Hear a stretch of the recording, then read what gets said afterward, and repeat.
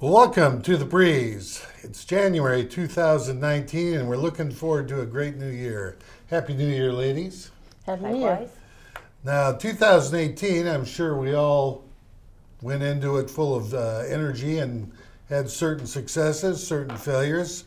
Winston Churchill, and I paraphrase, said that success is defined as going from failure to failure without losing enthusiasm.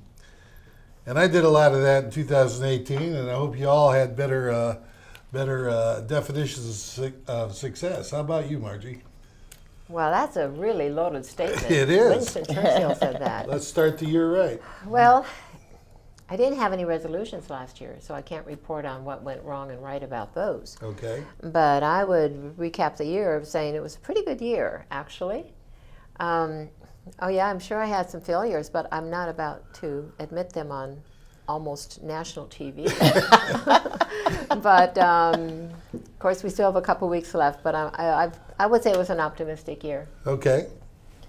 Thinking back, I can't say I made resolutions either, but I had a learning experience, and I think it was a good year, and I'm taking some of those antidotes to 19. Great. I never make resolutions because I know what's going to happen to those resolutions. They're going to go right in the tank. But I do look forward to a new year and a new outlook. And how do you approach the new year? Is it a beginning for you? Is it sort of a how do you approach it? What's your attitude? Well, I would say I approach it with a lot of hope. It's like turning a really big page and deciding if you're going to go back and pick up some of those stories from last year, if you're just going to start fresh. I don't do resolutions. I think I make some commitments to myself, but they're not for public knowledge, because then I don't have any explaining I have to do. But Okay, that's a very conservative approach. well, yes, I thought that's what you wanted, Doug. And how about you, Tina? You say you didn't make any resolutions last year, but you probably had some aspirations. I did, and I didn't get as many done as I'd like, but it gave me a new sense of freedom. I've decided that there's certain things that I'm going to do, and I've already started them to carry over to 19. Okay. A good example will be, it was so hot this past summer, I decided to escape this year. I'm going to take a month, go to the West Coast and stay with my second mom for maybe a couple of weeks, go down to LA maybe and stay with my mom for a week. That's all I can tolerate of LA. And then possibly go to New Mexico, or before I get to LA, go to Sacramento, see my kids. Just take a month off and enjoy different weather. I don't know if it'll necessarily be cooler, but it'll be different. Well, that sounds like a resolution almost. Now, Now, you coined it that way. I didn't. but what is it about resolutions, if you will? I mean, what does it say about us as a human being that we need to do this? We feel this need to do this. But you brought a point right there. Whose need is it?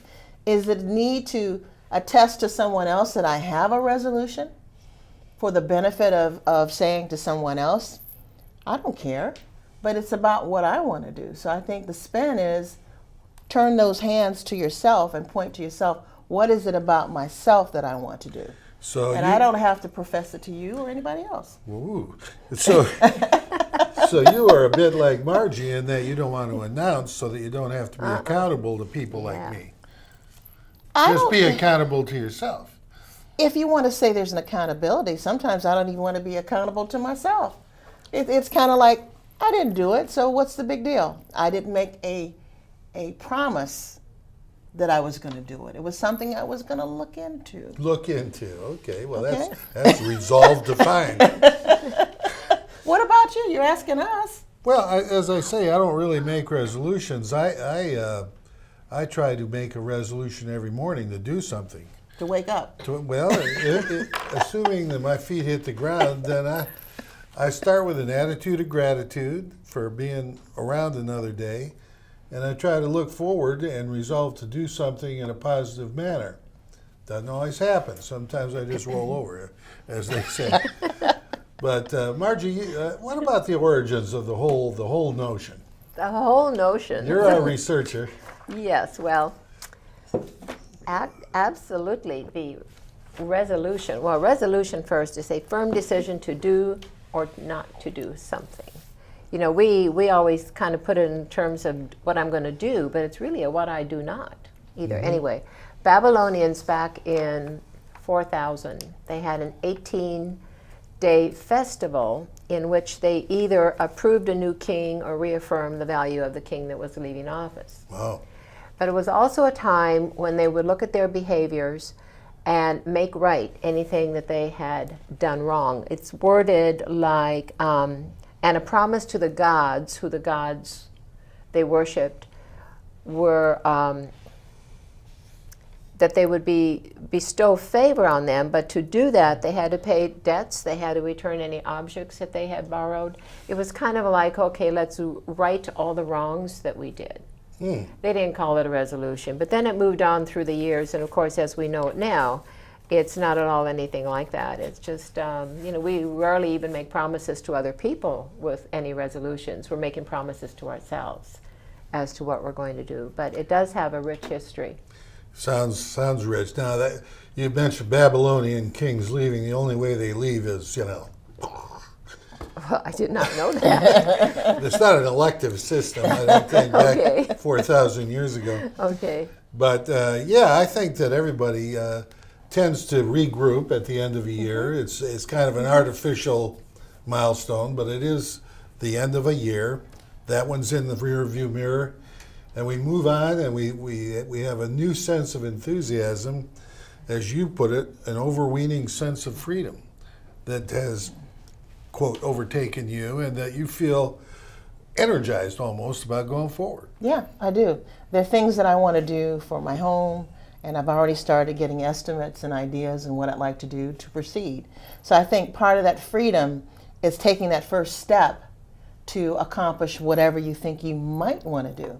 Because perhaps after you get the information, you decide that's not the direction you want to go in. Mm-hmm. You know, little things that you can do, like the kind of people you're around. I think that's important. If you've got, you know, Debbie Downers in your group, you know, maybe you need to get rid of them. Or at least what I would do is address, you know, you're not a positive spin for me. You are not, you know, positive to yourself. You know, perhaps you need, like I have, a new attitude. And taking that risk with that friend or family member and saying, basically, if they don't do that, then you're going to step. Ooh. Okay. Well, Margie, last year on your bucket list, you said you would hope for more kindness and just a more gentler approach to life. And is Yeah. that still on your bucket list or list of Well- resolutions for going forward? I guess it's a renewed commitment. It's like stepping out and saying, what can I do to make it a kinder place? I have on my Facebook, and I've had it there quite a while, and I just can't take it off. And it says, kindness. It's free. Sprinkle that stuff everywhere.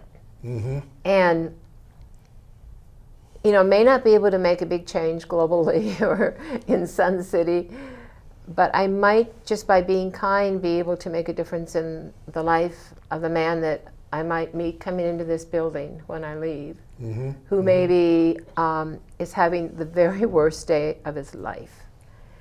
And maybe just an intervention of a smile or, hi, beautiful day, how are you today? To let that person know that, number one, they've been noticed, that they exist, and number two, that it's worthy of my time to smile. Facial expressions are contagious. It's very hard to smile at somebody and for them not to smile back. But if they don't, that's okay. The onus is on me. Okay. One of the things that I like to do when I see people, because you don't always have a time to say hello or whatever, is there's a nod that we do. You know, I don't know if you've ever seen that. You know, you'll see what? a nod. You just kind of like, no, not like that. just a look. Okay. And I've acknowledged you. And sometimes people just want to be acknowledged, when you're talking about kindness. I think that's a start. My dad did the nod. Really? I grew up with a father that if he was even in traffic and met a car coming close enough, like let's say on a little local road of the small town, he would nod. Walking down the street. Mm-hmm. Nothing verbal, but Yeah. it was an acknowledgement that that person Yeah, existed. absolutely. Well, I think that's admirable, but if a guy like me gives you the nod, then it may have a totally different meaning. So I'm a little bit leery of that in Take a today's. risk. Take a risk. Take a Doug. risk? Okay, Yeah. I'll take a risk. Now, are you doing the nod and the eye? That's different. I'm not doing the eye, I'm doing the nod. Now, the majority of resolutions that you hear about are pretty banal. In other words, Yeah. I'm going to exercise more. It's number I'm one. going to improve my golf game. I'm going to lose weight. I'm going to really start to eat healthy, blah, blah, blah. Boring. And all of those, maybe it's because they're boring that they never seem to come true. Yeah. I think I like the approach where you resolve that you are going to be a positive force in your community. Maybe it's more volunteering, maybe it's the nod, maybe it's just being available for random acts of kindness or support for somebody who needs it. That makes sense. I think the boring aspect also comes with the same old thing. I mean, it's the same thing that people always say. So you have to ask yourself, what is it personally that I would like to do for myself? And not make it a must, but just make it something I'd like to start to do. A new interest, a new hobby, a new person, exploring people around you and finding out if there's a commonality there. I Okay. think those are just little steps that we all can do to make our life interesting. Do you have any particular concerns for 2019? Something that troubles you or that would interfere with your ability to do this? I always concern myself with staying healthy, which is why I think, that new freedom, a sense of urgency, because we don't know what tomorrow is going to be. So I think while we're healthy or while we're in good spirits, we need to take action on whatever it is in our pipeline. How about you, Marge? Any concerns, anything that you think could sort of put you off your journey of finding more kindness and perhaps contentment and happiness? Yeah, I think if a crisis happened in my life or with a family member or a close friend, or I think that would kind of reroute me. You going to get on that stage horse or stage wagon, whatever Oh, you're yeah, do? well, we'll. Stage horse. Stage horse, jeez. Covered wagon. It's a covered wagon. Well, Margie, you mentioned family crises, and everybody kind of faces up to that, and that's going to be difficult to deal with. We actually went out on the streets of the community and asked some people about their New Year's resolutions and got some interesting answers.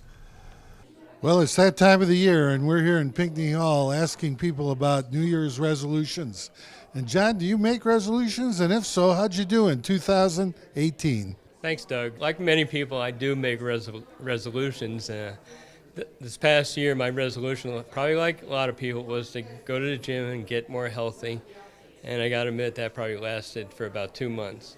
The other resolution I did make that I was more active with was to try to become a better golfer. And I have been pretty dedicated to joining the Monday morning non-comp golf group. And at least personally, I feel my golf game has improved. So that was my second resolution. Yes, I do make New Year's resolutions, and I made resolutions in 2018. I can't say I was as good at keeping them as I would have wanted. One of the resolutions was to exercise more, and I did pretty well the first half of the year, not so well the second half of the year. Another was to pray more. And what I have done to help me with that is that I try, when I wake up in the morning before I even get out of bed, to think of three things that I'm thankful for, and to thank God for that before I start my day. I don't make resolutions because if you make them, that means you got to try to keep them. But I did meet a young lady recently this morning, and I'm adding to my bucket list something that I want to do for 19, and that's to go to Cuba. She's there like 6 months, a year, and that would be a wonderful connection, and I want to get over there and just enjoy myself and, of course, have my wine and eat some great food. I'm here with my associate, Doug Wright, and I want to know what he does about resolutions, if he makes them, if he keeps them. I typically don't make resolutions because they're too hard to keep. And everybody wants to say, I'm going to exercise more, I'm going to take golf lessons, I'm going to travel this, be kinder, be nicer. I just generally try to be involved and to be involved 100% in what I get involved in. And if I can accomplish that in 2019, I'll be very happy. So that's it for New Year's resolutions here at Pinckney Hall. Some people make them, a lot of people don't. But that's very interesting what they want to get done in 2019. What you would consider a good resolution versus a bad resolution. And for example, a bad resolution is I want to save money. A good one would be I want to save $2,000 or $200 a month. Specificity in a resolution. Can it be measured? I want to lose weight. Bad. I want to lose 10 pounds. Good. It's specific. Yeah. You can account for that. And the other thing is it achievable? And Is it realistic? is it realistic? Yeah. Yeah. I mean, these are things that you never think about when you're making resolutions, but that really is the essence of what you need to do to move forward with your goals. Yeah, I agree with that. I mean, I've already planted the seed with my mom. Originally, I was going to stay maybe a month. I said, no, that's a little long. And then I said, a couple of weeks. And she was here this summer and had a great time. So I'm ready. Yeah, good. But anyway, what realistic? When I sent my daughter off to college, I said I want an email every day. Yeah. Tell me how right. you're doing. Well, that lasted, I don't know, 2 days. But I knew she was okay, and I knew that she knew that I cared enough that I wanted to hear about her and wanted to see what was going on. So it was achievable in a sense that I wanted to hear from her, but once a day, it is a little rough. So anyway, we also talked about just daily attitude. What's your little attitude anecdote there, Margie? Oh, they are about resolutions, the one you're looking at, which is great. But this is something that I've had for years. And if you take the word attitude and you give a 1 to the A, why do you think that is done? Well, first letter in the alphabet. That's right. First letter in the alphabet. I've been around. And then you work through the letters of the word attitude, and at the end you get 100. So when you think about life, New Year, how we're going to live it, how we're going to treat others, what it's based on, it could be all about attitude that translates into how we live that out. So that's really 100%. Okay. And, and I would conclude my attitude by saying, if I am to be successful this year, I will resolve to do something positive every day. And to move forward, to be kind, or whatever it takes to be a better influence in this world. But when you say that, that means you got to think about it literally. What did I do today? And if you don't do that, are you going to think that you failed because you didn't follow up with yourself? Maybe. Okay. Maybe. But remember what Winston Churchill said about moving to failure without losing enthusiasm. But you ain't Winston, honey. Well, that's probably good. But one thing that I read earlier was, it said some may win and some may learn. And that made a lot of sense to me, because it's like when you defined earlier, what did I do or failed at in 18, I think more importantly, what did I learn from whatever experiences I had in 18? And for me going forward, I think that's more of a question that I'm going to ask myself. That situation that I was in that I was not comfortable with, or the situation that I enjoyed immensely and I want to do more of that, then I can program my life going forward each week, each day, however I choose to do something different. And you're talking about living with purpose every day. Yeah, Not just absolutely. getting up and going through the old routine, but Right. actually, like you said, what can I do good today, or how can I? It's almost in this, let's give away ourselves today in small doses. I mean, that's sufficient. Right, and I think most of what I resolve to do daily is to be more positive, act positively, and I think next episode of this show we'll talk a little bit about that. Can I ask you something? Sure, Can you put in there tech savvy, please? tech savvy is not on my list. Okay, tech savvy is not on my list. But I will say that our friend Larry Kilkoff is here also, and he has some thoughts on New Year's resolutions and the like. Happy 2019, or at least it might be if we could start the year by being brutally honest about something. Namely, that the demonstrative exercise known as New Year's resolutions are typically little more than wishful, grandiose pipe dreams masking as a healthy, optimistic outlook on desperately needed self-improvement. Oh, we mean well enough. It's just that we do ourselves a disservice when our unbridled enthusiasm obscures any realistic perspective on the true difficulties we've elected to minimize, if not completely ignore. 3-pack-a-day smokers are resolved to quit cold turkey. Ravenous foodies who routinely consume 3,800 calories daily try to convince themselves they can dial that buffet back to a mere handful of carrot sticks and celery stalks. Then, when we inevitably fail to grasp the gold ring of our overreach, we are all too often consumed by self-condemnation and despair that make the holiday blues seem almost cheerful. I have what I think is a better idea. Someone once said, nothing succeeds like success. I agree, so let's get some. Having trouble extending that sometimes twice-a-week exercise workout into a consistent 4-day-a-week fitness regimen? Try cutting your reps in half. I think you'll find that 5 minutes on the treadmill and a couple of arm curls pose absolutely no demotivating resistance to coming back in tomorrow or the day after and getting right back up on that horse again. Hoorah! Golfers, stop slicing and pull hooking bucket after bucket of range balls with your driver and instead start practicing those kick-in bogeys. Seriously, if you're not making 80% of those 2-footers, you've got a bigger problem than swing mechanics anyway. Speaking of the range, how many of you hunters out there spend hours reloading your own ammunition and calibrating your scope? Of course you do. Think about this as an alternative. Why not fill a barrel with water, stock it with a fairly plump and succulent species of fish, and start blasting away?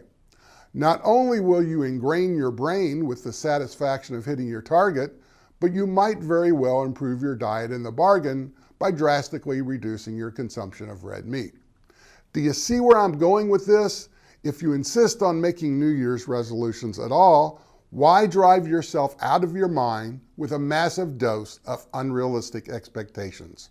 Why not stack the deck in your favor? I'm Larry Kilkoff, and I'm telling you, you can do this. Now come on, let's make it a good year. And thank you, Larry. And that's our show for January 2019. Our thoughts on New Year's resolutions and moving forward positively. I'm Doug Wright, and I hope you enjoyed the show and will join us next month. And I'm Margie Bruiser. I'm Tina Thompson. Thanks for watching. Please join us again next month when we again shoot the breeze.